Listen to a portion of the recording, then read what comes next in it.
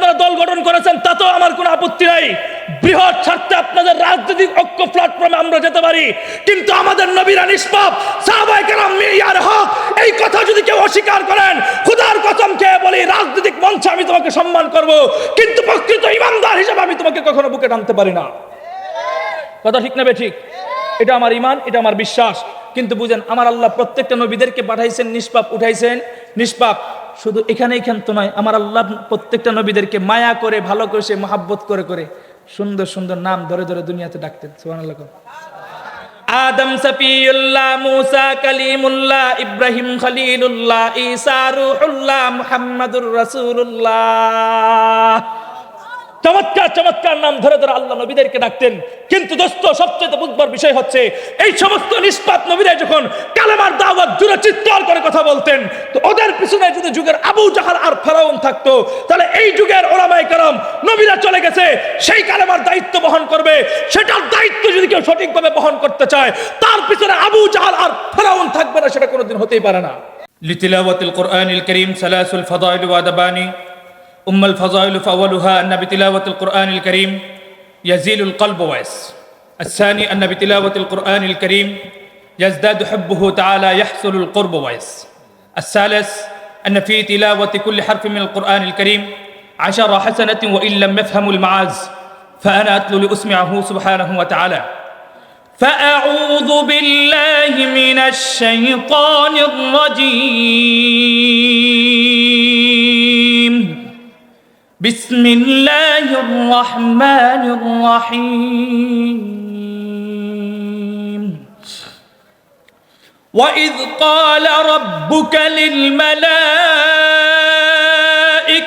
إني جاعل في الأرض خليفة، قالوا أتجعل فيها من يفسد فيها ويسفك الدماء ونحن نسبح بحمدك ونقدس لك، قال إني أعلم ما لا تعلمون. وعلم آدم الأسماء كلها ثم عرضهم على الملائكة فقال أنبئوني بأسماء هؤلاء إن كنتم صادقين.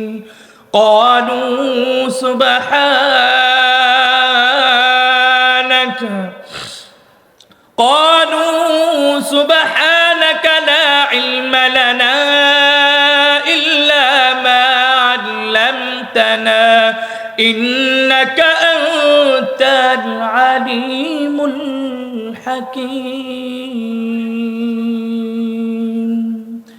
জোরে আওয়াজ করে বলি মারহাবা।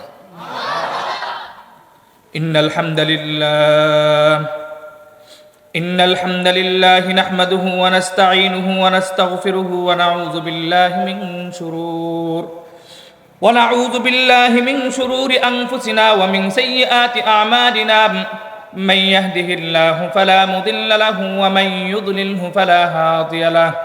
ونشهد أن لا إله إلا الله وحده لا شريك له.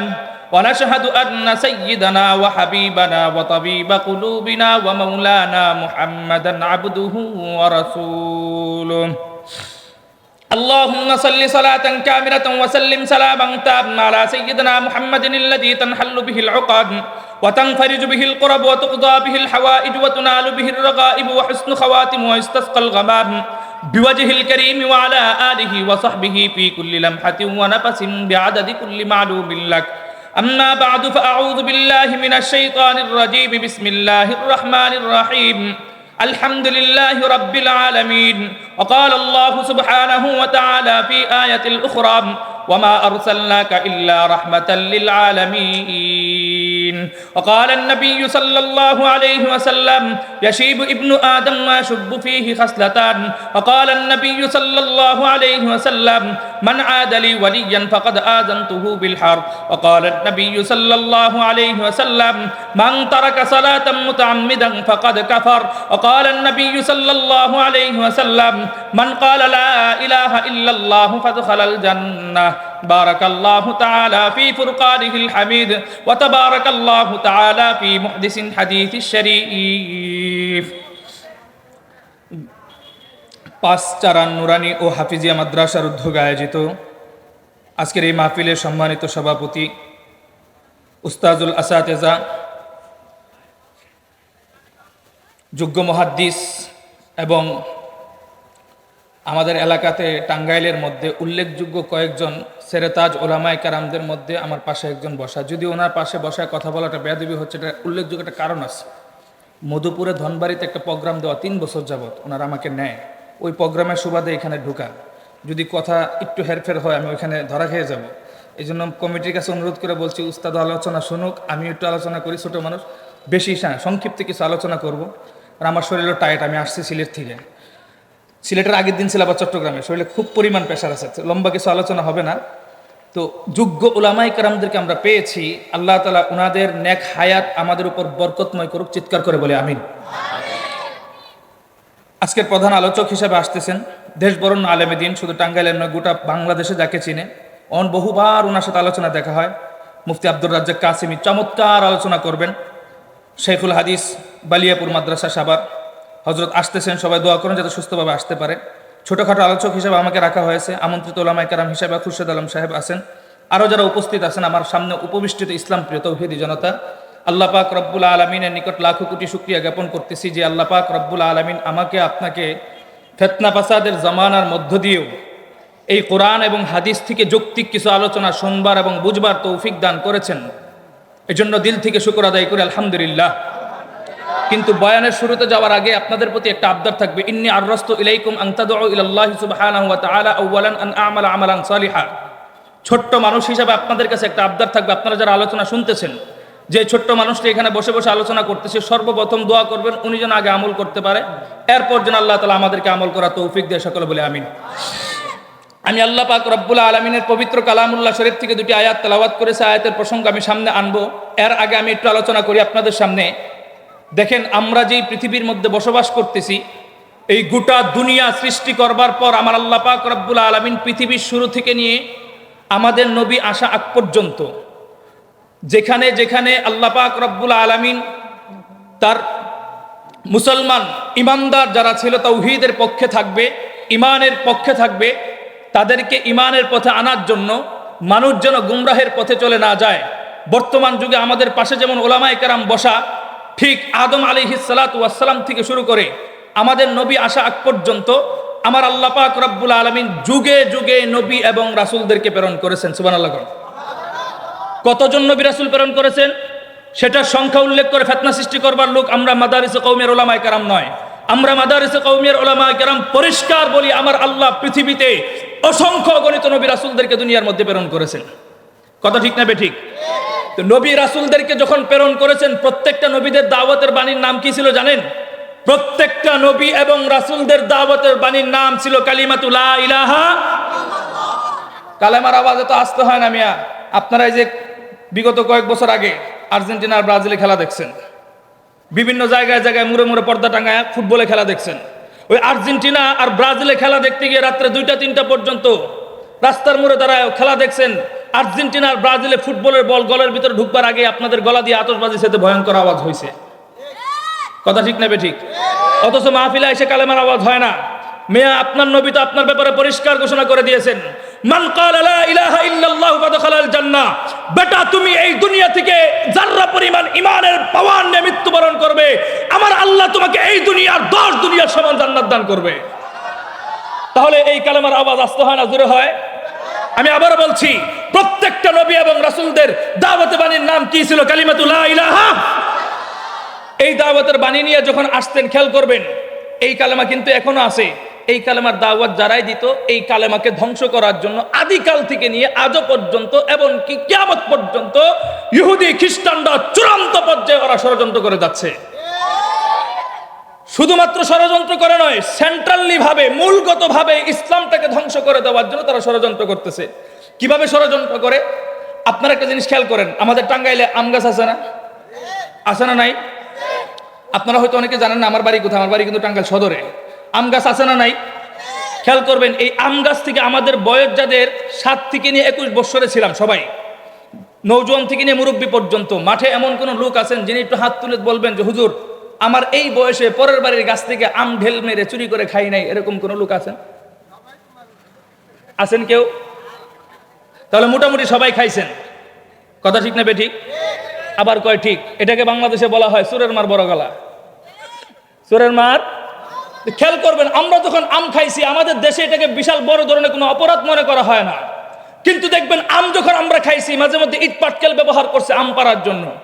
আম গাছ যদি কাছে থাকে, আম যদি কাছে থাকে, আর যদি দূরে থাকতো তাহলে বিশাল বড় বড় ডালপালা ব্যবহার করছি, আম ফিক্কা দিয়ে আমরা নিচে ফালানোর চেষ্টা করছি। খেয়াল করবে, ওই আম ফালানোর সাথে সাথে মাঝে মধ্যে আমও পড়তো, ডাইলও পড়তো।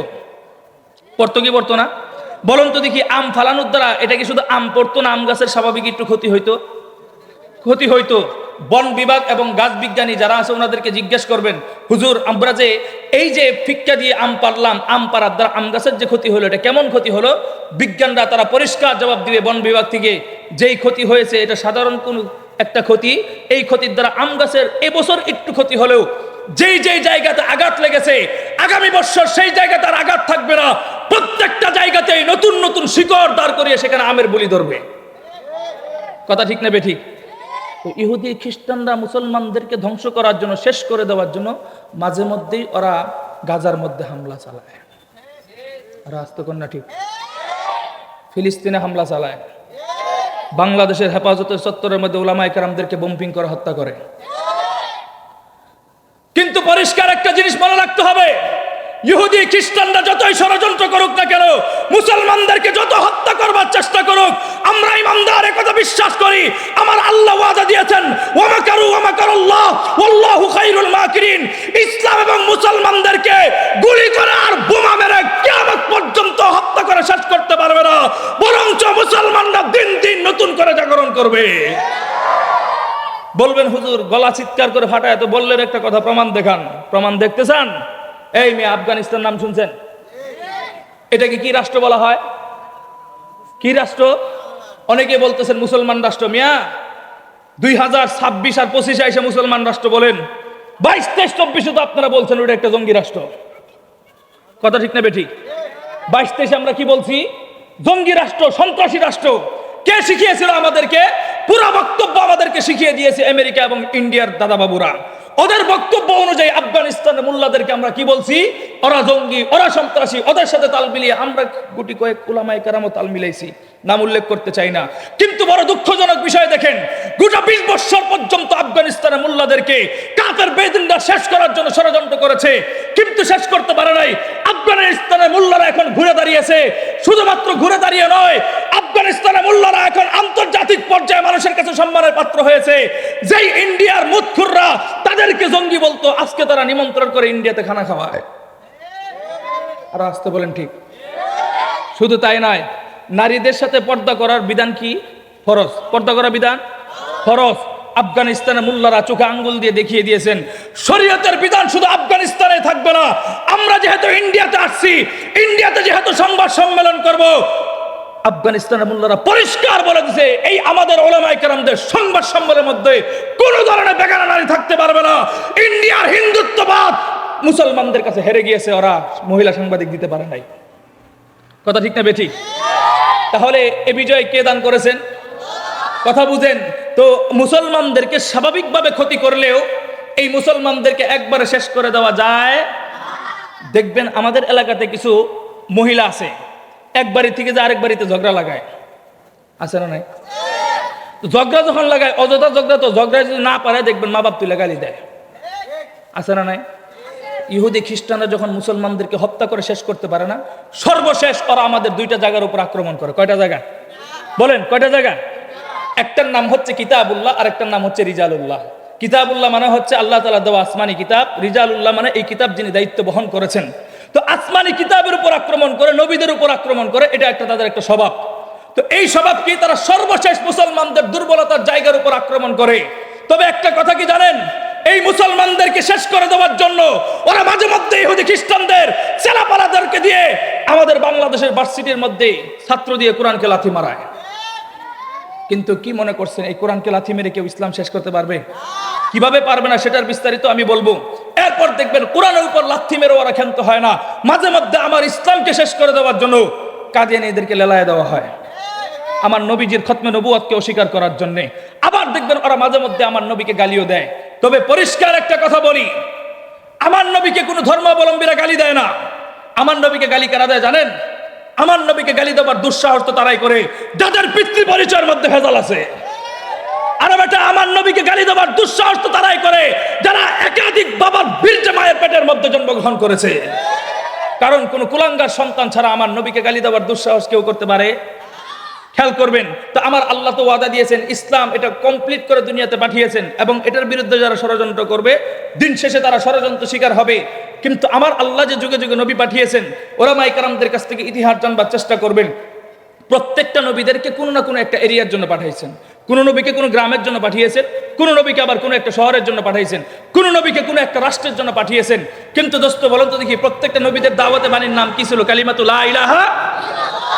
এই কালেমার দাওয়াত নিয়ে আসতেন, আসার পর আবার কি করতো জানেন? বলে দিত, ওগো নবী খবরদার, তোমাকে আমি নবুয়তের দায়িত্ব দিয়েছি, কালেমার দাওয়াত দিবা, ঠিক আছে? দাওয়াত তুমি একা দিবা, উম্মত দাওয়াত দেওয়ার কোনো সুযোগ নাই। উম্মত হিসাবে এই কালেমার দাওয়াত এবং প্রচার করার দায়িত্ব শুধুমাত্র নবী মুহাম্মদের উম্মত পেয়েছে। আস্তে করে বলেন আল্লাহু আকবার। এই দায়িত্ব শুধু আমাকে আর তোমাকে দেওয়া হয়েছে। কিন্তু খেয়াল করবেন, প্রত্যেকটা নবীরাই যখন গ্রামে আসতেন ওনার একটা নির্দিষ্ট মেয়াদ থাকতো, মেয়াদের পরে উনি চলে যাইতেন। আল্লাহ পাক রব্বুল আলামিন পৃথিবীতে আরেকজন নবী পাঠাইতেন। আরেকজন নবী পাঠানো মাত্রই হুজুরদের কাছে জিজ্ঞেস করবেন, আগের নবীর আসমানি কিতাব, নবুয়ত, শরীয়ত যা থাকতো সব কিছু অটোমেটিক বাতিল হয়ে যাইত। নতুন নবী আসতো, নতুন নবীর কিতাব এবং রিসালাত অনুযায়ী রাষ্ট্র পরিচালনা হতো। এভাবেই চলতে চলতে কতদূর পর্যন্ত চলে? ঈসা আলাইহিস সালাতু ওয়াস সালাম পর্যন্ত। আমরা হয়তো ইসলাম সম্পর্কে তেমন জ্ঞান না রাখতে পারি, সাধারণ জ্ঞান হলেও তো আছে। আপনারা খেয়াল করবেন, নবীরা যখন চলে গেছেন, আল্লাহ কোন নবীকে গ্রামের জন্য পাঠাইছেন, কোন নবীকে কোন শহরের জন্য পাঠাইছেন। কিন্তু ঈসা চলে যাওয়ার পর মক্কা নগরীর মধ্যে একজন নবী এসেছেন। বলেন তো দেখি, এই নবী কি শুধু মক্কা মদিনার জন্য এসেছেন? আরো আসতে ইউরোপ, আমেরিকা, ইন্ডিয়া, বঙ্গ এলাকা, কোন এলাকার জন্য এসেছেন? গোটা পৃথিবীর জন্য যেই নবী আসলো, সেই নবী আসবার পর আবার পরিষ্কার ঘোষণা করলেন, আনা খাতামুন নবিয়্যিন লা নবিয়্যা বাদি। আমি শেষ নবী, আমার পরে আর কোন নবী আসবে? আমি শেষ নবী, আমার পরে আর কোন নবী আসতে পারে? কাজেই মাঝখানে যদি কোন গাজাখুর কাদিয়ানীর বাহিনী যদি ওরা নিজেদেরকে নবী দাবি করে, নবী দাবি করতে পারে, পরিষ্কার বলতে পারি, আমার টাঙ্গাইলের সাধারণ পাবলিকের জুতার বাড়ি খাওয়ার যোগ্য নয়। কথা ঠিক না বেঠিক? মুহতারাম হাজরিন, মাঝখান দিয়ে আপনাদেরকে একটা দাওয়াত দিয়ে যাই। এই যে আসছে আগামী 15 তারিখ, কত তারিখ বলেন? কত তারিখ? আগামী 15 তারিখ বাংলাদেশের সমস্ত উলামায়ে কেরাম ঐক্যবদ্ধ হয়ে ঢাকা সোহরাওয়ার্দী মাঠে যাবে।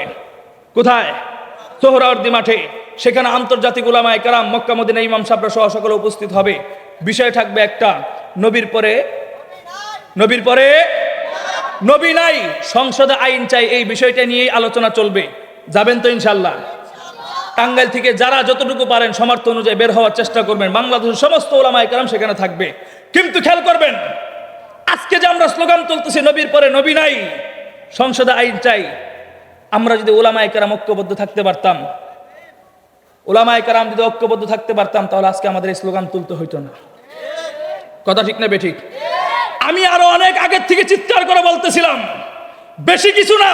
এই যে আজকে সবে মাত্র একটা অনুষ্ঠান গেল, হেফাজতে ইসলামের মাওলানা মামুনুল হক সাহেব দামাত বরকাতুহুম, পীর সাহেব হুজুর চরমনাই, জামাতের আমির, তিনজন একসাথে। এই কথাটা আমি আরো আগের থেকে বলতেছিলাম। এই তিনটা মানুষ যদি একটা প্ল্যাটফর্মে আসে, গোটা বাংলাদেশের মানুষ রাজনীতি কোথায় করবে সেটা দেখবে না। জনগণের তামান্না, ইসলামী আন্দোলন, হেফাজতে ইসলাম, জামাতে ইসলাম, তোমরা তিনটা দল এক জায়গায় বসো। আগামীর জনগণ ভিন্ন জায়গায় ভোট দেবে না, এক প্যান্ডেলের নিচে এসে মানুষ ইসলামকে বিজয় করবে। কথা ঠিক না বেঠিক? এই জায়গাটা যদি আমরা এক হতে পারি, আগামীতে আমাদের কোনো দাবি তুলতে হবে না। মনে রাখবেন একটা কথা, রাস্তার মধ্যে যে 3টা কুত্তা যদি একসাথে চলে, দেখবেন 4টা মানুষ যাইতে ভয় পায়। কথা বলে, তাহলে ঐক্যবদ্ধ থাকলে জাতি, অন্যগুলো মানুষ ভয় পায়। এটার মূল কারণটা কি জানেন? আমরা জাতিগুলো ঐক্যবদ্ধ নাই। এই যে আপা যাওয়ার পর থেকে যে আমরা বিচ্ছিন্ন হয়ে চলতেছি, আপনারা খেয়াল করবেন, সমাজের মধ্যে ছেলে মেয়ে ডিভোর্স হয় না? ডিভোর্স হওয়ার পরে দেখবেন ওলামায়ে কেরামদের কাছে গেলে অথবা মুরব্বীদের কাছে গেলে ওনারা বলে যে একটা সংসার ঘরাইতে অনেক সময় লাগে, ভাঙতে সহজ। এই জন্য ওনাদেরকে বলে যে আরো 3-4 মাস টাইম নাও, একটু বুঝো, এরপর সংসারটা ভাঙার চিন্তা করো। একটা টাইম দেওয়া হয় না? আমার কাছে মনে চায় যদি আমরা বড় সাহেবের কাছে এখন একটু আবদার করতে পারতাম, ইউনূস সাহেবের কাছে, ইউনূস সাহেব জনগণের জন্য অনেক কিছুই তো করছেন, কিন্তু 3টা দিনের জন্য যদি আফার একটু দেশে না দেওয়া যেত। কয়দিন বলেন, কয়দিন? 3 দিনের জন্য যে আফার একটু দেশে না দেওয়া যেত, বুকে হাত দিয়ে বলতে পারি যত দল দলে দলে ভিন্ন হচ্ছে সবগুলো আবার এক জায়গায় চলে আসতো। কথা ঠিক না বেঠিক? কিন্তু মুহতারাম, একটা কথা মনে রাখবেন, ওলামায়ে কেরাম যদি আবার বিচ্ছিন্ন হয়ে চলেন, আগে হয়তো 14 দল ঠ্যাঙ্গাইছে, আগামীতে 18 দল তোমাদেরকে ঠ্যাঙ্গাবে। এই কথা তোমাদেরকে মনে রাখতে হবে। কাজেই ওলামায়ে কেরাম, আগামী দিনের রাজনীতিতে আপনারা একসাথে হবেন কি হবেন না, এটা তো আমরা জনগণ সিদ্ধান্ত দিতে পারবো না, আপনাদের মেধা অনেক উপরে। কিন্তু আমরা সাধারণ পাবলিক আপনাদের প্রতি একটা আবদার রাখতে চাই, নির্বাচন যার যার জায়গায় করেন, অন্ততপক্ষে আপনারা 3 জন ইসলামিক নেতা ঐক্যবদ্ধ হয়ে এক প্ল্যাটফর্মে আসেন। সমস্ত নেতা, আমি সবসময় বলি, শাইখুল হাদিস ইবনে শাইখুল হাদিস আল্লামা মামুনুল হক, আপনি আপনার দলকে বাম সাইডে রাখেন, আল্লাহর কোরআনটাকে একটু ডান সাইডে রাখবার চেষ্টা করেন। জামাতে ইসলামের আমির, আপনি আপনার দল জামাতে ইসলামকে বাম সাইডে রাখবার চেষ্টা করেন, আল্লাহর কোরআনটাকে ডান সাইডে রাখবার চেষ্টা করেন। পীর সাহেব হুজুর চরমনাই, আপনি আপনার দল বাম সাইডে রাখবার চেষ্টা করেন, মুসলমানদের আল কোরআন একটু ডান সাইডে রাখবার চেষ্টা করেন। এই আল কোরআনকে ডান সাইডে রেখে 3 জন ইসলামিক নেতা একই প্যান্ডেলের নিচে এসে মুসলমানদের নিরাপত্তা দেওয়ার ব্যবস্থা করেন। কারণ এতটুকু আশ্বাস যদি না পাই কি হবে জানেন? ওই যে দেখবেন আমরা বিজয় অর্জন করছি ঠিক, ইসকন আর অন্যান্য দল প্রশাসন তারা সবাই ঐক্যবদ্ধ হওয়ার কারণে আজকে মুসলিমদের আলিফ হত্যা করতে পারছে, মুসলিম গুড়ার ডিম কিছুই করতে পারে নাই। কথা বলে, আরে আজকে গাজীপুর কোনাবাড়িতে আমার মাদ্রাসার মেয়েদেরকে ধর্ষণ করা হয়, মুসলমানরা তার কোনো বিচার করতে পারে না। কারণটা কি? কারণটা হচ্ছে আমরা দলে দলে বিভক্ত হয়ে গেছে, আমাদের শক্তি আলাদা আলাদা। কথা ঠিক না বেঠিক? মুহতারাম হাজিরিন, কিন্তু কথা বুঝেন, আমার নবী তো চলে গেছেন, চলে যাওয়ার পর প্রত্যেকটা নবীরা চলে যাওয়ার পর আসমানি কিতাব বাদ, নবুয়ত বাদ, শরীয়ত বাদ। এখন আপনারা ঠান্ডা মাথায় বলুন তো দেখি, আমার নবী চলে যাওয়ার পর উনার রেখে যাওয়া আল কোরআন আছে না বাতিল? আর আসতে উনার রেখে যাওয়া কালেমা আছে না বাতিল? সবকিছু তো ঠিকই আছে। বলবেন হুজুর এখন তো আর নবী নাই, এগুলা চালাবে কে জানতে চাও? পরিষ্কার জবাব, ওয়ারাসাতুল আম্বিয়া, এই যুগের আলেম সমাজ। কোন সমাজ? আর আসতে বলেন কোন সমাজ? আলেম সমাজ বলতে আপনারা কি বুঝেন? এই যে আমাদেরকে যারা ভাড়া করে আনে, আমরা আধা ঘন্টা কোরআন হাদিসের বাইরে যা পারি চিল্লাচিল্লি করে চলে যাই, এরাই কি শুধু আলেম? নাকি যারা মাদ্রাসায় পড়ায় তারাও আলেম? যারা মসজিদে ইমামতি করে? কিন্তু আপনারা কি মসজিদের ইমাম সাহেবদেরকে যথেষ্ট পরিমাণ সম্মান দেন? যদি দিয়েই থাকেন, আমি আপনাদেরকে বলবো, আপনাদের কালিহাতিতে এখনো 4000 টাকা বেতনে মসজিদে ইমাম সাহেব থাকে কিভাবে? বলেন, কথা বলেন। মসজিদ কমিটির লজ্জা থাকা দরকার। একজন ইমামের পিছনে আপনার ভবিষ্যৎ, একজন ইমাম আপনার কিয়ামতের ময়দানে আপনার ফ্যামিলি সম্পর্কে সাক্ষী দিবে। সেই ইমাম সাহেবের বেতন বানাইতে গিয়ে আপনার 6 মাস পর্যন্ত মিটিং করা লাগে, আর আপনি 30,000 টাকা দিয়ে বাইরে থেকে বক্তা আনতে পারেন। আপনার তো লজ্জা লাগা দরকার। কথা বলেন। এই যে দেখবেন, এইটার পিছনে আবার যুবকরা দায়ী না। কষ্ট পেলে আমি বলে যাই, বেয়াদবি মাফ করবেন, সবাই আমার দাদার বয়সী। এই মসজিদের ইমাম সাহেব এবং সমাজ নষ্ট হওয়ার পিছনে সবচেয়ে বড় দায়ী হচ্ছে সাদা দাড়িওয়ালারা। বলেন কারা? বলেন কারা? আপনারা রাগ করেন, আমি বাঙ্গায় বলি, আমাদের সমাজে ডিজে গান হয় না? হয় কি হয় না? কোনো যুবকের বুকের পাটার সাহস নাই কোনো মুরব্বীর অনুমতি ছাড়া ডিজে গান করবে। কথা বলেন। যে কোনো যুবক একটা ডিজে গান করতে যাবে, ডিজে গান করতে গেলে একজন মুরব্বীর অনুমতি নেয়। মুরব্বী যায় কি কয় জানেন? এরা তো যুবক পোলাপান করবে, একটু করতে দাও। দেয় কি দেয় না? আবার এটার বিরুদ্ধে যখন ইমাম সাহেব বলে, তখন ইমাম সাহেব চাকরি থাকে না। কথা ঠিক না বেঠিক? তবে ডিজে গান আপনারা বাজান না, এখানে বক্স দিচ্ছেন, এই যে বক্স, এই বক্সটা একটু খেয়াল করেন, বক্সের সাইজটা দেখেন। ডিজে গান মানে যত আওয়াজ বম্পিং হয় তত সুন্দর হয়। তার মানে একটা সাউন্ড একটার ভিতর আটকানো থাকলে এটাকে সুন্দর লাগে। এই বক্সের সাইজ আর একটা মানুষ মৃত্যুর পরে মিনহা খলাকনাকুম ওয়া ফিহা নুঈদুকুম ওয়া মিনহা নুখরিজুকুম তারাতান উখরা বলে রাইখা আসেন একটা জায়গার মধ্যে, রাখার পর কমপ্লিট হয়ে গেলে যে একটা সাইজ দেখা যায়, বক্সের সাইজটা মিলান, দেখেন একই সাইজ, ঠিক কবরের মতো। তো এখানে যেমন ডিজে আওয়াজ হয়, ডিজে আওয়াজ যত কানের ভিতরে একা শুনবেন তত ভালো লাগে। তবে যারা আজকে অনুমতি দিয়ে সমাজের মধ্যে হুজুরদেরকে অ্যাবাউট করে ডিজে গান বাড়ান না বিয়ের মধ্যে, আমরা বাধা দিব না, কারণ কারো তো ঠেকা পড়ে না কারোর সাথে ঝগড়া করার। তবে একটা কথা মনে রাখেন, আপনি যেমন ডিজে গান বাজানোর অনুমতি দিয়েছেন এবং বাজাইতেছেন, একটু অপেক্ষা করেন, 65 বছরের জিন্দেগি লাফালাফি করেন না, ইমামের বিরুদ্ধে চোখ রাখান, আপনি একটু অপেক্ষা করেন। কবরের পাশে শোয়াবে একজন ফেরেশতা আপনার জন্য নিয়োজিত থাকবে গুরমুজ নিয়ে, এমন বাড়ি দিবে 70,000 গজ পর্যন্ত নিচে চলে যাবেন, ডিজে সাউন্ড হবে, একা শুনবেন, পৃথিবীর কেউ শুনবে না। প্রস্তুত থাকেন, প্রস্তুত থাকেন। আপনি ইমাম সাহেবের বিরুদ্ধে চোখ রাখেন না, ডিজে গানের বিরুদ্ধে কথা বলে। আপনার ডিজে গান শোনার তো শখ, এই বক্সের যে সিস্টেম ওইখানে আরো সুন্দর সিস্টেম, বক্সেরটা তো বের হয়, কবর থেকে বের হবে না, সুন্দর করে শোয়ে আপনাদেরকে ডিজে গান শোনানো হবে, মনে রাখেন মুহতারাম হাজরিন। কিন্তু দেখবেন এই সাদা দাড়িওয়ালারা, যুবকরা ইমাম সাহেবের বিরোধিতা করে, কথা সত্য, কিন্তু একটা জিনিস খেয়াল করবেন, চুপ থাকেন, কথা বলতে। তো এখন কথাটা বুঝেন, এখানে কয়জন, এখান থেকে যেন 20 জন যুবক দাঁড় করে, 20 জন মুরব্বী দাঁড় করে, খুদার কসম খেয়ে বলবো, হুজুরের সাক্ষী রেখে বলবো, কাফারা দিতে হবে না, কাফারা দিতে হবে না। 40 জন দাঁড় করাবো, কয়জন? 40 জন দাঁড় করিয়ে বলবো আমাকে সূরা ফাতিহা সূরা ইখলাসটা একটু শুদ্ধভাবে শোনান। খুদার কসম খেয়ে বলি 38 জন পারবে না। কয়জন? 38 জন পারবে না। কিন্তু এরা সূরা ফাতিহা সূরা ইখলাস না পারলে কি হবে? দেখবেন ইমাম সাহেবরা বাস দেওয়ার পিছনে 1 নম্বর আছে না নাই? কি করব? দেখবেন জোহরের নামাজে তো যায় না, মাগরিবের সময় দেখবেন আগুন ধরাইতে ধরাইতে শাসটলে বসে বসে চা খায় আর আলোচনা করে। খায় কি আলোচনা করে জানেন? এই কালিয়াতি বাসস্ট্যান্ড মসজিদে ইমাম সাহেব কি জোহরের নামাজ ঠিক মতো পড়াইছে? আর আস্ত কর না ঠিক। এই মেয়ে, এই কথাগুলো ইমাম সাহেবদের ওনারা বলতে পারে না, চাকরি চলে যাবে বিদায়। তবে একটা কথা মনে রাখবেন, আপনার বয়স হয়ে গেছে 55 বছর, 60-এর কাছাকাছি, এক পাও কবরের দিকে, আজও পর্যন্ত আপনি সূরা ফাতিহা সূরা ইখলাস ঠিকভাবে পড়তে পারেন না, ইমাম সাহেবরা বাস দেন। আপনাদের এলাকায় স্কুল আছে না নাই? খেয়াল করেন, স্কুল আছে না নাই? আমি এক স্কেলে আলোচনা তুলছিলাম, আরেক স্কেলে যাইতেছি, কারণ আমার আলোচনা নেওয়ার মতো ধারণ ক্ষমতা এখানে নাই। ওই কোরআন হাদিস আলোচনা করলে এটা ওখানে অনেকে বুঝবে না, এই জন্য আপনাদের আলোচনা করতেছি। স্কুল আছে না নাই? স্কুলের টাইমে, দুপুরের টাইমে খাবার দেয় না, এটা কি বলা হয়? বলেন সবাই, কি দেওয়া হয়? টিফিন দেওয়া হয় বা লাঞ্চ দেওয়া হয়। দুপুরের টাইমে যখন খাবার দেয় তখন ছাত্রছাত্রীরা কি করে? স্কুল ছুটি হলে সোজা স্কুল থেকে বের হয়ে বাসায় চলে যায়, আর না হয়তো দোকানে যায়। কথা ঠিক না বেঠিক? দোকানে যখন যায়, মনে করেন কালীহাতির একটা ছেলে আরেকটা মেয়ের, মনে করেন নানি বাড়ি হচ্ছে এখানে, বাপের বাড়ি হচ্ছে মধুপুরে। কোথায়? মধুপুরে। তো মধুপুরের ওই মেয়ে আর কালীহাতির এই ছেলে, ওরা দুইজন স্কুল ছুটি হওয়ার পরে সোজা স্কুলের দিকে না বের হয়ে গেছে স্কুলের পিছনের দিকে। কই গেছে? আমার কথাটা যারা স্কুলে পড়াশোনা করছে তারা মাফহুমটা বুঝতে পারছে কি বলতে চাইতেছি। তো সবাই যায় খানা খাইতে, ওরা যায় কই? স্কুলের পিছনের দিকে। মানুষ কেন যায়? We are going to latrine, গেছে বাথরুমের দিকে। খেয়াল করেন, তো বাথরুমে যখন গেছে, দুইজন একা বের হয়েছে। বের হওয়ার পর কালীহাতির এই ছেলে, মধুপুরের ওই মেয়ে, একজন আরেকজনের দিকে ক্রাশ খাইছে। কি খাইছে? বলেন কি খাইছে? মুরব্বীরা হয়তো মনে করতেছে কাশ খাইছে, কাশ না। যুবকরা বুঝতেছে ক্রাশ খাইছে। কি খাইছে? মুরব্বীরা যারা ক্রাশ না বুঝেন, খেয়াল করবেন, ওই যে দাদিরে যে প্রথম দিন, একটু মনে করেন বিয়ের কথাটা, আপনি যে দাদিরে বিয়ে করে উঠায় নিয়ে আসছিলেন, প্রথম রাত্রে যেভাবে হাঁ করে তাকাইছিলেন, ওটাকে বলা হয় ক্রাশ।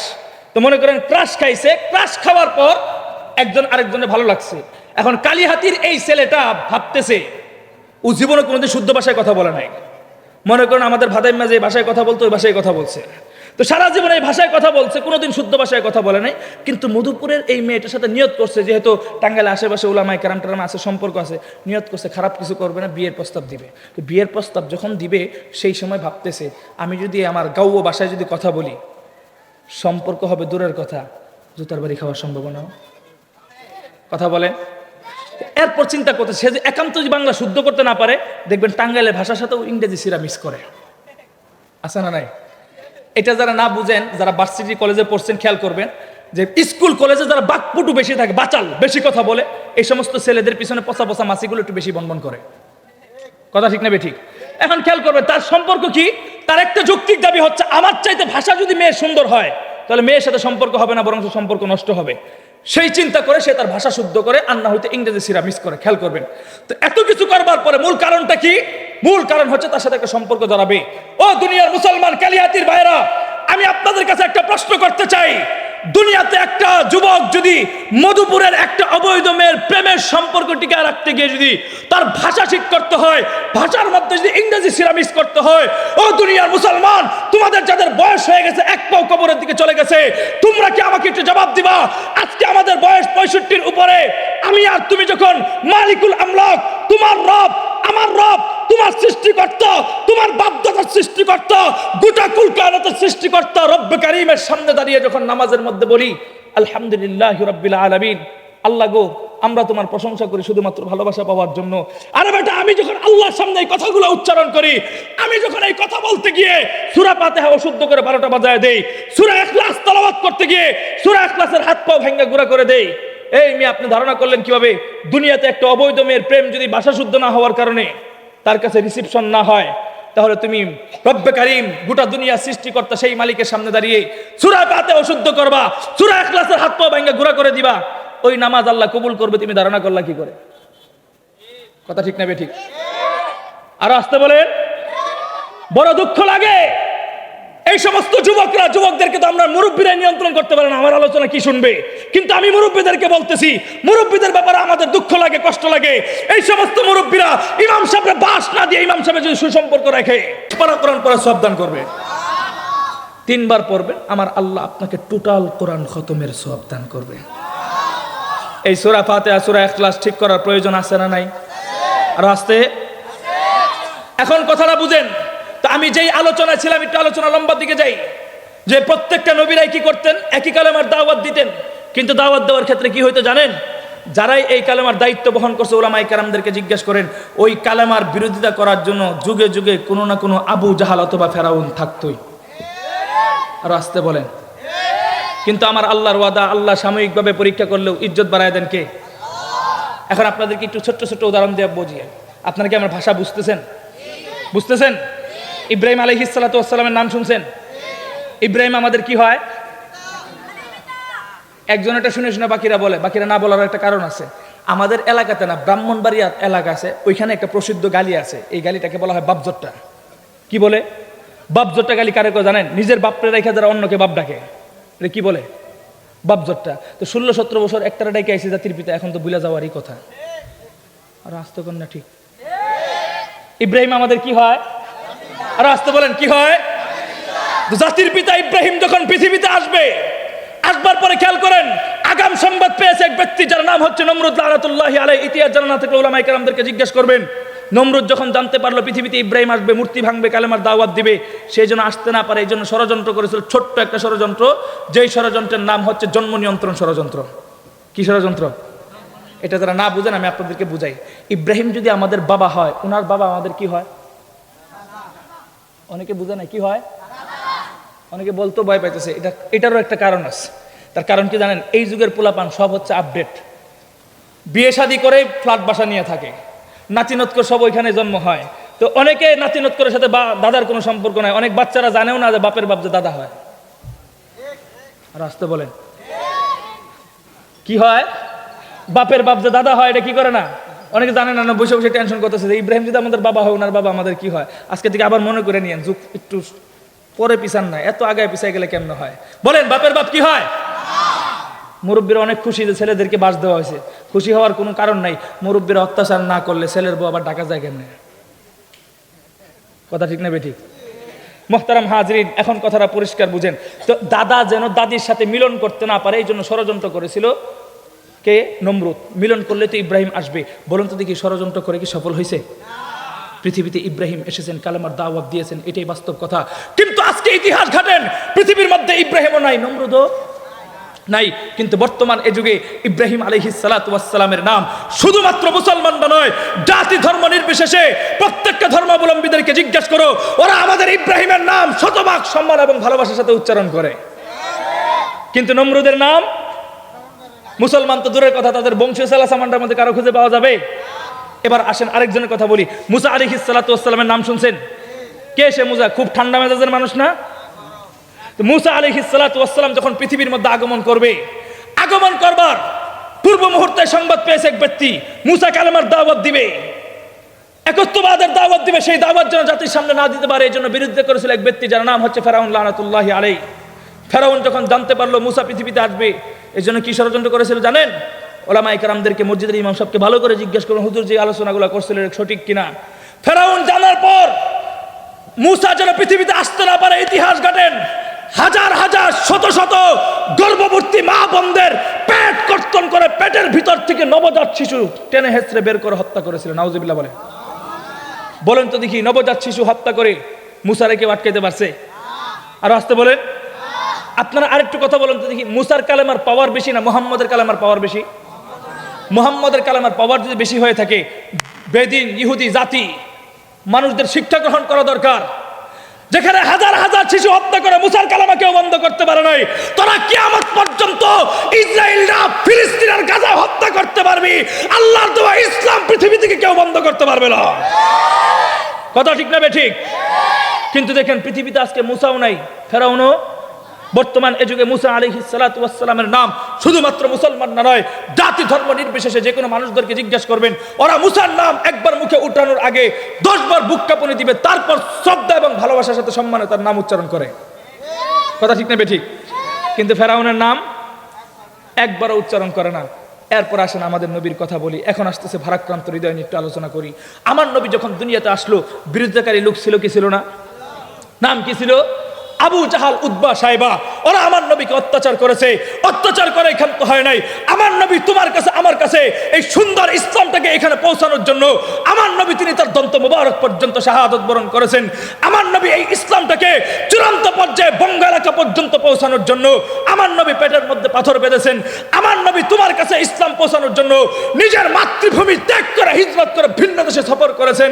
শুধু তাই নয়, আমার নবী যখন আল্লাহর কাছে ইবাদত গায়ে চলে যেত, সেজদারত অবস্থায় যুগের আবু জাহাল আমার নবীর গর্দানের উপর উঠে ঢুলি পর্যন্ত রেখে দিয়েছিল। সেই ইতিহাস আমাদের জানা আছে না নাই?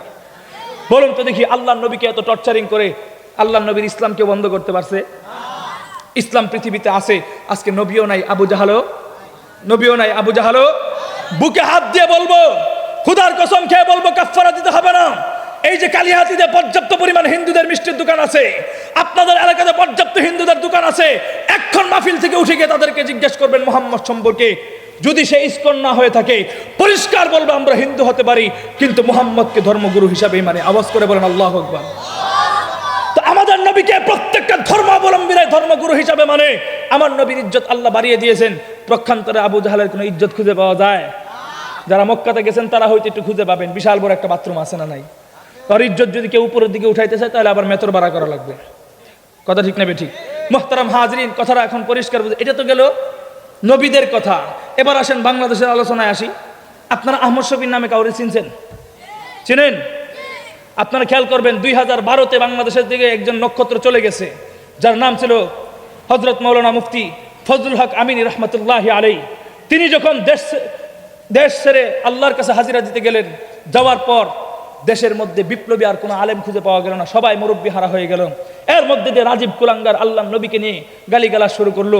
আল্লাহর এই ধর্ম রক্ষায়, আল্লাহর এই ইসলাম রক্ষায় নবীজির গালি বরদাস্ত করতে না পেরে হাটাজারি একজন মুহতামিম ছিল।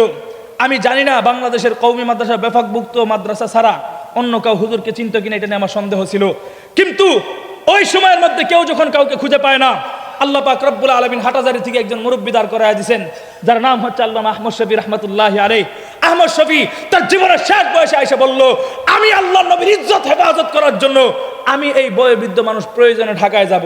সুবহানাল্লাহ। যেই মাত্র এই দায়িত্ব নিয়েছেন, উনি শুধু হাটাজারি মুহতামিম ছিল, কিন্তু আল্লাহর নবীর ইজ্জতের দায়িত্ব নেওয়ার কারণে আমার আল্লাহ পাক রব্বুল আলামিন গোটা পৃথিবীর মধ্যে শাইখুল ইসলাম নামে রূপান্তরিত করে দিয়েছেন। কথা ঠিক না বেঠিক? তাহলে সাময়িক পরীক্ষা করেছেন। এখন খেয়াল করেন তো, ওইখানে শফি সাহেব যখন আন্দোলন ডাকছিল কালেমার দাওয়াতের প্রচার করার জন্য, উনার বিরোধিতাকারী লোক ছিল কি ছিল না? আজকে উনিও নাই, কিন্তু উনার সাথে যারা বিরোধিতা করতো তারা জীবিত আছে কিন্তু দেশে, জীবিত আছে কিন্তু দেশে। কথা ঠিক না বেঠিক? তাহলে কথা কি দাঁড়াইলো? কালেমার দায়িত্ব যারাই বহন করবে, খেয়াল করবেন তো একটা জিনিস খেয়াল করবেন, আল্লাহ শুধু নবীদেরকে দুনিয়াতে পাঠায় ক্ষান্ত হয় নাই। আমার আল্লাহ প্রত্যেকটা নবী পাঠানোর পরে দুনিয়াতে নবীদেরকে পাঠাইছেন নিষ্পাপ, উঠাইছেন নিষ্পাপ। কারো সন্দেহ আছে? নবীরা নিষ্পাপ, কারো সন্দেহ আছে? ভাই আপনারা অনলাইনে অনেক জগতের আলোচনা শুনেন, বিভিন্ন দলের সাপোর্টার হতে পারেন, বিভিন্ন দল হতে পারেন, ইসলামের নাম দিয়ে আপনারা দল গঠন করেছেন, তাতেও আমার কোনো আপত্তি নাই। বৃহৎ স্বার্থে আপনাদের রাজনৈতিক ঐক্য প্ল্যাটফর্মে আমরা যেতে পারি, কিন্তু আমাদের নবীরা নিষ্পাপ, সাহাবায়ে কেরাম মিয়ার হক, এই কথা যদি কেউ অস্বীকার করেন, খোদার কসম খেয়ে বলি রাজনৈতিক মঞ্চে আমি তোমাকে সম্মান করব, কিন্তু প্রকৃত ইমানদার হিসেবে আমি তোমাকে কখনো বুকে টানতে পারি না। কথা ঠিক না ঠিক? এটা আমার ইমান, এটা আমার বিশ্বাস। কিন্তু বুঝেন, আমার আল্লাহ প্রত্যেকটা নবীদেরকে পাঠাইছেন নিষ্পাপ, উঠাইছেন নিষ্পাপ। শুধু এখানে তো নয়, আমার আল্লাহ প্রত্যেকটা নবীদেরকে মায়া করে, ভালো করে, সে মহাব্বত করে করে সুন্দর সুন্দর নাম ধরে ধরে দুনিয়াতে ডাকতেন। সুবহানাল্লাহ। আদম সফিউল্লাহ, মুসা কালিমুল্লাহ, ইব্রাহিম খলিলুল্লাহ, ঈসা রূহুল্লাহ, মুহাম্মাদুর রাসূলুল্লাহ। চমৎকার চমৎকার নাম ধরে ধরে আল্লাহ নবীদেরকে ডাকতেন। কিন্তু দোস্ত, সবচেয়ে বুঝবার বিষয় হচ্ছে, এই সমস্ত নিষ্পাপ নবীরা যখন কালেমার দাওয়াত জুড়ে চিৎকার করে কথা বলতেন, তো ওদের পিছনে যদি যুগের আবু জাহাল আর ফেরাউন থাকতো, তাহলে এই যুগের ওলামায়ে কেরাম, নবীরা চলে গেছে, সেই কালেমার দায়িত্ব বহন করবে। সেটার দায়িত্ব যদি কেউ সঠিকভাবে বহন করতে চায়, তার পিছনে আবু জাহাল আর ফেরাউন থাকবে না, সেটা কোনোদিন হতেই পারে না। কথা ঠিক না ঠিক? কিন্তু আবু জাহাল আর ফেরাউন থাকলে কি দাওয়াতের কাজ বন্ধ করে দিতে হবে? বন্ধ করে দিতে হবে। কিন্তু এটা দেখেন, আল্লাহ পাক রব্বুল আলামিন তার মুহাম্মদের উম্মতের স্বজাতির বৈশিষ্ট্য কেমন হবে, উলামায়ে কেরাম কেমন হবে, এটা কোরআন দ্বারা সুন্দরভাবে সাজিয়ে গুছিয়ে দিয়েছেন। খেয়াল করবেন, এই যে উম্মতের উলামায়ে কেরামদেরকে দায়িত্ব দিয়েছেন, উম্মতের উলামায়ে কেরাম কেমন হবে আল্লাহ কোরআনে স্পষ্ট বলেছেন, ওয়াকাফা বিল্লাহি শাহীদাম মুহাম্মাদুর রাসূলুল্লাহ ওয়াল্লাযীনা মাআহু আশিদ্দাউ আলাল কুফফারি রুহামাউ বাইনাহুম। চমৎকার ভাবে আল্লাহ পাক রব্বুল আলামিন বলে দিয়েছে মুহাম্মদ এবং তার স্বজাতির বৈশিষ্ট্য কেমন হবে জানো? তার স্বজাতির বৈশিষ্ট্য হচ্ছে এমন, তারা জাতির সাথে ভালো আচরণ করবে। কি আচরণ করবে? সুন্দর ভাষায় কথা বলবে, কোমল আচরণ করবে। এটা হচ্ছে উলামায়ে কেরামদের নৈতিক দায়িত্ব। কিন্তু দোস্ত, এই উলামায়ে কেরাম যখন দেখবে আমাদের কালিহাতিতে বসে বসে আল্লাহর দেওয়া বিধান হজের বিরুদ্ধে কোন কুলাঙ্গার লতিফ সিদ্দিকী কথা বলবে, তখন কোন আলেম মুখের ভিতরে পায়খানা কুলুপ দিয়ে বসে থাকতে পারে না। সেই আলেম লোহার চাইতে শক্ত এবং আগুনের চাইতে গরম হয়ে যায়। কথা ঠিক না ঠিক? এটা যারা না বুঝেন, ডাক্তার চিনেন? ডাক্তার চিনেন? ডাক্তারের মূল কাজ কি জানেন? রোগীর সাথে ভালো আচরণ করা। তা আপনাদের এলাকায় যদি কোনো একটা রোগী দেখবে অসুস্থ হয়ে যায়, সে হুজুরের কাছ থেকে পরা পানি আনে ভালো হওয়ার জন্য, কিন্তু আস্থা হয় না। বিভিন্ন হুজুরের কাছে জিজ্ঞেস করে, হুজুর আমার এই রোগটা ভালো হবে কিনা? হুজুর বলে যে তুই ভালো হয়ে যাবি। সে দোয়া নিয়ে আসে ঠিক, কিন্তু সে আস্থাশীল হয় না। কিন্তু এই লোকটাই যখন কোনো একটা ডাক্তারের কাছে যায়, বলে যে আমার রোগ হয়েছে, ডাক্তার ওরা দেখে না, নিচের দিকে চায়, কলমের মধ্যে গুতা দিয়ে বলে তুই ভালো হয়ে যাবি, রোগী অর্ধেক সুস্থ হয়ে যায়। কথা ঠিক না ঠিক? কারণ কি? এই রোগীটা ডাক্তারের কাছে পূর্ণ আস্থাশীল, ডাক্তার যেহেতু বলছে সে ভালো হয়ে যাবে। এই জন্য ডাক্তারের প্রথম গুণ হচ্ছে রোগীর সাথে ভালো আচরণ করা, রোগীর পকেটের দিকে নয়। আর আজ তখন না ঠিক? আপনারা আমার কথা বুঝেন না? বুঝেন? রোগীর পকেটের দিকে না, রোগীর সুস্থতার দিকে? রোগীর সুস্থতার দিকে খেয়াল করবেন। এটা যেমন ডাক্তারের আচরণ। আরেকটা আচরণ হচ্ছে, ডাক্তার মানুষের সাথে কোমল আচরণ করবে ঠিক। এখন মনে করুন আমার শরীরে একটা টিউমার হয়েছে, অথবা বিশাল ধরনের একটা ক্যান্সার হয়েছে, যে এই হাড়টা কেটে ফেলে দিতে হবে। এখন এই ডাক্তারের কাছে যাওয়ার পর ডাক্তার কি বলে জানেন? হুজুর, আমি তো উলামায়ে কেরামদের কাছ থেকে শুনেছি ডাক্তার আচরণ হচ্ছে মানুষের সাথে নম্র আচরণ করা, কোমল আচরণ করা। তো আমি তো সবসময় মানুষকে ভালোবাসা দিয়ে এই কথা বলি, কিন্তু এই অপারেশন তো আমার দ্বারা করা সম্ভব নয়। তো এই কথা যদি বলে, সে কি কোনোদিন ডাক্তার হতে পারবে? বলেন, সে ডাক্তার হতে পারবে না। সে ডাক্তার নামে একটা প্রতারক, একটা ভণ্ড। কারণ ডাক্তারের কাজ রোগীর সাথে ভালো আচরণ করা। যখনই দেখবে রোগী ইমার্জেন্সি, তার যেখানে প্রয়োজন সেখানে অঙ্গ কেটে ফেলে দিবে।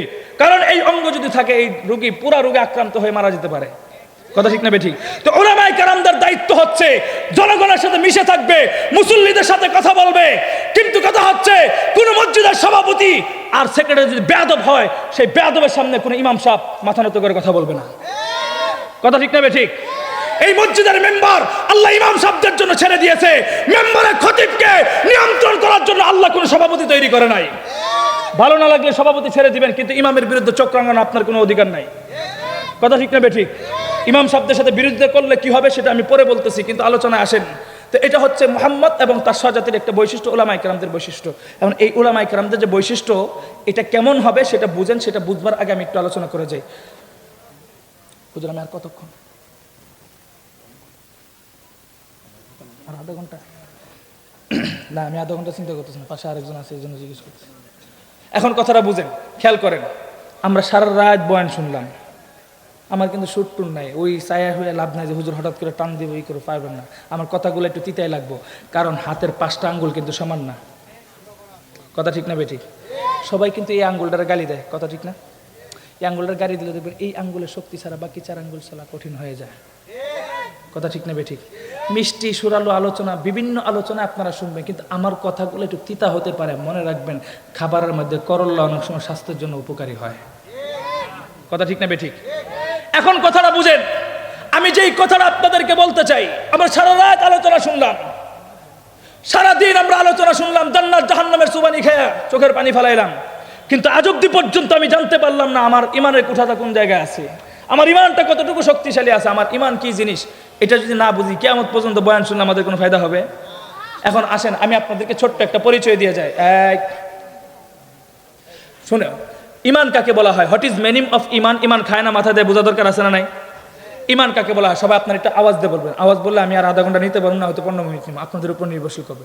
বলেন, ইমান কাকে বলা হয়? ইমান বলা হয় আল্লাহর দেওয়া যত বিধান আছে, রাসূলের দেওয়া যত তরিকা আছে, সমস্ত বিধান এবং তরিকার সামনে চোখ বন্ধ করে মাথা নত করে বিশ্বাস করার নাম। চাই সেটা আমার বোঝা আসুক অথবা চাই সেটা আমি আমল করি, অথবা আমলের সাথে ইমানের কোনো সম্পর্ক নাই। আমলের সাথে ইমান বৃদ্ধি পাওয়ার সম্পর্ক, কিন্তু মূল ইমানের সম্পর্ক কি? বিশ্বাসের সাথে। কথা ঠিক না বেঠিক? এখন মহিলাদের মতো আস্তে আওয়াজ দিয়ে বলবেন, যাতে এই আওয়াজ প্যান্ডেলের বাইরে না যায়। বলেন তো দেখি, নামাজের হুকুম দিয়েছেন কে? আরো আস্তে বলেন, কে? রোজার হুকুম দিয়েছেন কে? ও দোস্ত, যাকাতের হুকুম দিয়েছেন কে? পর্দার বিধান দিয়েছেন কে? ও দোস্ত, হজের বিধান দিয়েছেন কে? এই সব বিধান হচ্ছে আমার আল্লাহর। এই বিধান তুমি মানবে কি মানবে না, এনিউইশ, এটা তোমার ব্যক্তিগত ব্যাপার। তুমি নামাজ পড়বে কি পড়বে না, আল্লাহ তোমাকে স্বাধীনতা দিয়েছে। তুমি চাইলে নামাজ পড়তে পারো, না চাইলে নাও পড়তে পারো। আল্লাহ চাইলে তোমাকে শাস্তি দিবে, চাইলে ভিন্ন কোনো আমলের কারণে মাফ করে দিতে পারে। পৃথিবীর কেউ প্রশ্ন করতে পারবে না। কিন্তু ইমানদার হিসাবে আল্লাহর দেওয়া বিধান নামাজের বিরুদ্ধচারণ করবার কোনো ইমানদারের কোনো অধিকার। কথা ঠিক না বেঠিক? সহজে বুঝেন, আপনাদের এলাকায় মনে করেন বিশাল বড় এক যুবক আছে, বয়স হচ্ছে 25 বছর, দামরা পাঠা, ভুলেও কোনোদিন পশ্চিম দিকে সেজদা দেয় না, আছে না নাই? ওরা আপনারা কি বলবেন, ইমানদার না বেঈমান? এই মিয়া, বেঈমান হয় কি করে? ইমানদার, ইমান দুর্বল। কিন্তু আরেক ব্যক্তি আছে, 5 ওয়াক্ত নামাজ পড়ে, আপনাদের কালিয়াতির সম্মানিত খতিব সাহেবের সাথে ভালো সম্পর্ক আছে, দুলেশ্বর মাদ্রাসার মুহতামিম মাওলানা আব্দুল আজিজ সাহেবের সাথে তার সুসম্পর্ক, তাহাজ্জুদ পড়ে বেচারা। কিন্তু মসজিদে এসে ইমাম সাহেব কি প্রশ্ন করে জানেন?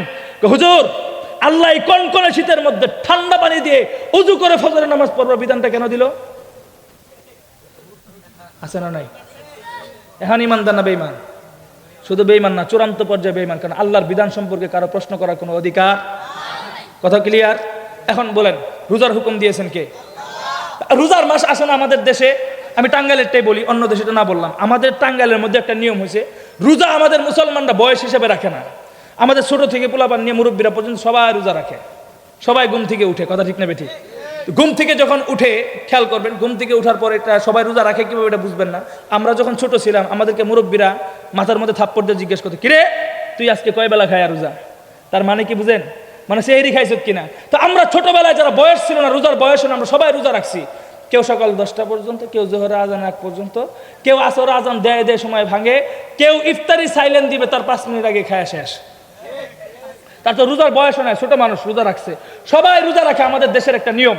এর মধ্যে দেখবেন আমাদের ঘরে ছোট ছোট বাচ্চা হয় না? তো বাচ্চা হওয়ার মধ্যে দেখবেন সব বাচ্চা কিন্তু একরকম হয় না, কিছু কিছু বাচ্চা আছে অনেক সুন্দর হয়। এই বাচ্চাটা সুন্দর হওয়ার কারণে শুধু আর বাপ মা না, এলাকার মানুষ শহরে ভালোবাসে, আছে না নাই? তো এরকম গুলুমুলু সুন্দর একটা বাচ্চা আপনার ঘরে হয়েছে, আলহামদুলিল্লাহ। তো আপনি ওরে লালন পালন করতেছেন, খুব সুন্দর করে দেখাশোনা করতেছেন। তো দেখাশোনা করবার পরে ওর যখন বয়স, মনে করেন ছোট, একবারে ছোট বয়স ছিল, ওয়েট ছিল কত, 5 কেজি থাকবার কথা ছিল। তো আপনি আর সবাই মহাব্বত করে দেখে আপনি ওরা দেশের খাবার না খাওয়ায় বাহির থেকে পড়া গাইনা খাওয়াইছেন। যেই বয়সে ওর ওজন থাকবার কথা ছিল 5 কেজি, ওই বয়সে ওর ওজন বানাইছেন 18 কেজি। কয় কেজি? তো এমনি সুন্দর, এর মধ্যে আরো বানাইছেন গুলুমুলু মোটা। তো বানাইছেন যেহেতু ওর যখন বয়স হয়েছে ছোটবেলায়, তো সব বাচ্চারাই রোজা রাখে, ওরা আপনি ঘুম থেকে ডাক দেন না, স্বাস্থ্য খারাপ করবে বলে। সব বাচ্চারাই রোজা রাখে, ওরা আপনি ঘুম থেকে ডাক দেন না, কি করবে, পরীক্ষায় ফেল করবে বলে। কিন্তু এই বাচ্চাটাই আস্তে আস্তে বড় হয়ে বয়স হচ্ছে 25 বছর 22 বছর, বিশাল বড় এক দামড়া পাঠা। এখন তো আর সে রোজা রাখে না। তো রোজা রাখার অভ্যাস তো আর নাই, কারণ আমাদের সমাজে সবাই রোজা রাখতে, এখন সে রোজা রাখে না। খেয়াল করবেন, রোজা যেহেতু রাখে না, এখন রোজার মাসে তো সব জায়গায় আগুন ধরানো যায় না। তো আগুন যেহেতু ধরানো যায় না, তো খেয়াল করবে এই আগুন যেহেতু ধরানো যায় না, যায় ওই মানুষের বাড়ির সিপা অথবা খেরে পাল্লা সিপায় যে আগুন ধরায়, মনে হয় এরা কিচ্ছু জানে না, নিষ্পাপ। আর আসতে কর না ঠিক। কিন্তু একটা জিনিস খেয়াল করবেন, আমাদের গ্রাম মহল্লায় সিসি ক্যামেরা না থাকলেও আমাদের কিছু মা চাচিরা আছে যারা ভয়ঙ্কর সিসি ক্যামেরা আছে। আসতে কর, আপনার ছেলের বউ কি কি অপরাধ করতেছে আপনি শাশুড়ি ঘরে বসে না জানলেও পার্শ্ববর্তী চাচি ভালো করেই জানে। আর আসতে কর, তাহলে এই সিসি ক্যামেরার মধ্যে মনে করেন ছেলেটা আটকা পড়ছে, আটকা পড়ার পর এখন কি বলতেছে জানেন, ওই সমস্ত মহিলারা ওর মারে যায় বলছে, কেউ আমার দি দুইটা সন্তান আছে, বুকের হাড্ডি পিঠে লাগা যায়, বয়স কম, এরপরে রোজা রাখে, তোমারটাতে বিশাল বড় এক দামরা পাঠা, এখনো রোজা রাখে না, দেখতে তো সমাজের মধ্যে লজ্জা লাগে, এটা তো মুসলমানদের সমাজ। মা বললো কথা তো সত্য, দুষ্ট আর ছেলের না, দুষ্ট তার মার এবং ওর বাবার। এখন এই কথা চিন্তা করবার পর সাথে সাথেই কি করলো জানেন, ও ছেলেটার ব্যাপারে চিন্তা করে, বর্তমান যুগের ছেলেরা তো আর বাপ মার কথা শুনে না, শুনে কার কথা, বেগম সাহেবের কথা, বউর কথা। কথা ঠিক না বেঠিক? এই যে একটা ধারণা বর্তমান ছেলেরা বউর কথা শুনে, এই ধারণাটাই অনেক সংসার নষ্ট করে দেয়। কারণ কি, এই যে উনি যে বলতেছে বর্তমান ছেলেরা বউর কথায় চলে, তাহলে আপনার জামাই কার কথায় চলে? কথা বলে, আপনি তো সারাদিন আপনার জামাইরই ঘুরান, তাহলে সবাই সবার বউর মধ্যে, কিন্তু নতুন কেউ আসলে সহ্য করতে পারে না, এটা বউ পারে না, শাশুড়িও পারে না, যাই হোক সেটা তাদের ব্যক্তিগত ব্যাপার। কিন্তু কথাটা বুঝেন পরিষ্কার করে, তো ওরা যখন চিন্তা করলো যেহেতু বাপমার কথা শুনবে না, যদি শুনতো তাহলে আমাদের কালিহাতির 21-22 বছরের পোলাপান তো ওরা অন্তত পক্ষে 24 ঘন্টা লেখাপড়া বাদ দিয়ে ফ্রি ফায়ার আর পাবজি খেলতো না। আর আসতে বলে, এই ফ্রি ফায়ার আর পাবজি খেলতে গেলে যুবক পোলাপান এমন বেয়াদব হয়েছে, ওরা হুজুর দেখলে এখন সালাম পর্যন্ত দেয় না। আগেকার যুবকরা অন্তত হুজুরদেরকে না মানলেও সামনে বিড়ি খাওয়ার সাহস পায় না, এখনকার ইয়াং সোসাইটির যুবকরা হুজুরদের সামনে আগুন ধরায়। মানুষ কোন পর্যায়ে গেছে চিন্তা করেন। এখন খেয়াল করবেন, তো এই যে যুবকটাকে নিয়ন্ত্রণ করার জন্য মা চিন্তা করলো কি, যে কালিহাতির এই ছেলেটাকে নিয়ন্ত্রণ করার জন্য মধুপুর গারো বাজার থেকে একটা কালনাগিনী ধরে এনে দিতে হবে। তো মধুপুর গারো বাজার থেকে কালনাগিনী ধরে এনে দিবে, ভালো কথা। আনার পর কি করছে জানেন, বউরে বুঝাইতে আসছে সুন্দর করে, বৌমা খবরদার, আমার ছেলে কোনোদিন রোজা রাখে নাই, ওর রোজা রাখানোর দায়িত্ব সম্পূর্ণ তোমার। আর বিয়ে করার পর বউরা হয় হঠাৎ দিনদার। কি দিনদার? সারা জীবন নামাজ না পড়লেও প্রথম 2-1 দিন ভালো করে নামাজ রোজা পড়ে, এই হঠাৎ দিনদার। তো বলছে শাশুড়ি মা তো ভালোই কথা বলছে, তো সুন্দরভাবে ওরা ঘুম থেকে উঠেছে। ও তো ঘুম থেকে উঠতে প্রস্তুত না, কারণ ওই ছোটবেলায় উঠায় নাই, তো জোর করে উঠছে। আবার শ্বশুরবাড়ির মানুষ যদি খারাপ কয়, প্রথম রোজা উঠছে, ওইটা বাট্টাত খাইছে, সেহরি খাইছে। খেয়াল করেন, সব কিছু খাবার পর সুন্দরভাবে কাটাইতেছে। তো কাটানোর পরে এখন সকালে তো আর মুসলমানরা সবাই ঘুমায়, ঘুমানোর পরে কি করে 8টা-9টা পর্যন্ত ঘুমায়। ঘুমানোর পরে খেয়াল করবেন, মুসলমান সবাই ঘুমাইলে ও তো কোনোদিন রোজা রাখে না, ওরা 8টা-7টার আগে ঘুম ভেঙে গেছে। ঘুম ভাঙার পর 10-15টা মেসেজ যায়, কারা কই আসো, আসো 5 নুরানি হাফিজিয়ার মাদ্রাসার মাঠে যাই, কারণ পোলাপান রোজা রেখে ঘুমাইতেছে, আমরা ওখানে ফ্রি ফায়ার পাবজি খেলি। আসছে দল বাইন্দা খেলতেছে, খেলবার পর হঠাৎ করে এই ছেলের ভিতরে পেটে ক্ষুধায় চাপ দিছে। ক্ষুধায় চাপ দেওয়ার পর বন্ধু বান্ধব রেখে বাড়িতে চলে গেছে। আর বন্ধু বান্ধবরা মনে করতেছে কি, ওই যে বউ নতুন বিয়ে করছে চলে গেছে। আসলে ওই কারণে যায় না, গেছে কিসের জন্য, পেটে ক্ষুধা লাগছে। গেছে, যাওয়ার পর বউরে জিজ্ঞেস করে আম্মাই করি, তো বউ মন খারাপ করছে, কিরে নতুন বিয়ে করছে, জিজ্ঞেস করবে আমার কথা, জিজ্ঞেস করে মার কথা, নিশ্চিত কোনো ঝামেলা আছে। তো এই কথা জিজ্ঞেস করার সাথে সাথে বউ বলতো আম্মারা দেখি করবা, প্রয়োজন আছে বলো, তো আম্মা তো ঘুমাইতেছে, তো আম্মা ঘুমাইতেছে, এইটাই তো আমি চাইছিলাম। কারণ আমার আম্মা যে তোমার মধুপুর গারো বাজার থেকে ভাড়া করে আনছে রোজা রাখানোর জন্য, এটা আমি আরো আগে থেকে জানি। আর আসতে কর না ঠিক? তো এই কথা যখন বলছে, বলবার সাথে সাথে এখন বলছে কি করতে হবে, শোনো মুসলমানদের একটা শরীয়ত আছে। কি শরীয়ত? মুসলমান যখন ঘুমায় যায়, ওরা যদি কেউ জাগ না দেয় বা সজাগ না পায়, ওর উপর আর কোনো শরীয়ত থাকে না, মানসুখ হয়ে যায়। আম্মা যেহেতু কথা বলছে অনেক আগে রোজা রাখানোর জন্য, আম্মা তখন ঘুমায় গেছে, আম্মার কথা আপাতত বাদ দাও, বুঝাইছে বউরে। আর বুঝানোর পর আসো রান্না করে যায়, রান্না করছি নেন, টাঙ্গালে মানুষ কি বলে পাকের ঘর, পাকঘর, তো আসো পাকঘরে যাই। তো পাকঘরে যাওয়ার পরে তো সে বলতেছে, দেখো ছোটবেলায় আমার বাবা আমাকে খুব আদর করে বড় করছে, লালন করে বড় করছে, আমি রোজা রাখে অভ্যস্ত না, তো রোজা যেহেতু রাখছে আসো দুজন মিল্লাই কিছু খাই। আর বউ তো হঠাৎ দিনদার, সে চিন্তা করতেছে স্বামী এত বড় আবদার করছে, দুজনে মিল্লা খাই। আর করতে তুমিও তো একমার একজি, তোমার আদর করে পালছে, আসো দুজন মিল্লা খাই।